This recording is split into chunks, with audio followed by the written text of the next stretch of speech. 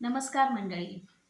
तर प्रत्येक गृहिणीच्या पदार्थाच्या चवी, पदार्थ बनवण्याच्या पद्धती वेगवेगळ्या असतात आणि प्रत्येकाचे मसाले, त्यानंतर त्यामध्ये तुम्ही किती प्रमाणात काय-काय पदार्थ मिक्स करताय आणि कशाप्रकारे बनवताय, ही प्रत्येकाच्या पद्धती वेगवेगळ्या असतात.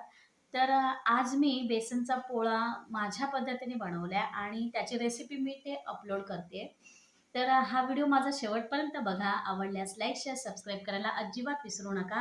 तर हा बघा, हा बेसनचा पोळा मी अशा प्रकारे बनवून घेतलाय आणि मी त्यामध्ये काय-काय साहित्य घातलेलं आहे, ते मी हा व्हिडिओ सविस्तर या व्हिडिओमध्ये मी सगळं सांगितलेलं आहे.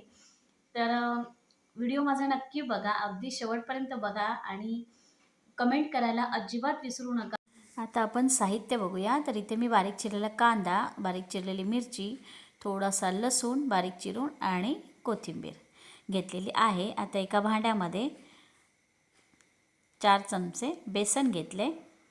आता बेसन कोणतं आहे ते मी तुम्हाला इथे दाखवते.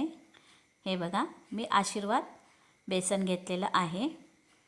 तर 4 चमचे बेसन, त्यामध्ये आता आपण जे साहित्य घेतलं होतं, जसं की बारीक चिरलेला कांदा, मिरची, लसूण आणि कोथिंबीर सगळं मिक्स करून घ्यायचं आहे.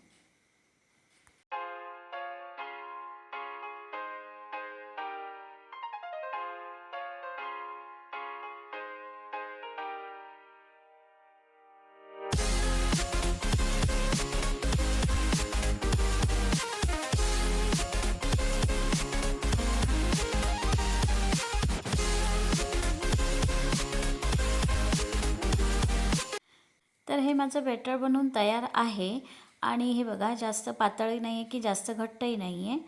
तर आता एका पॅनमध्ये तेल गरम करायला ठेवले. त्यामध्ये आता आपल्याला हे बेसन पीठ छान अगदी, हे बघा, 2 चमचे बेसन पीठ आता परतवून घेते. अशा प्रकारे परतवून झाल्यानंतर बेसनचा पोळा छान अगदी पातळ होतो आणि खायलाही सुंदर लागतो. तर तुम्ही कुरकुरीतही बनवू शकता आणि मला कमेंटमध्ये नक्की सांगा की तुम्ही बेसनचा पोळा कशा प्रकारे बनवता. तर व्हिडिओ शेवटपर्यंत पाहिल्याबद्दल धन्यवाद.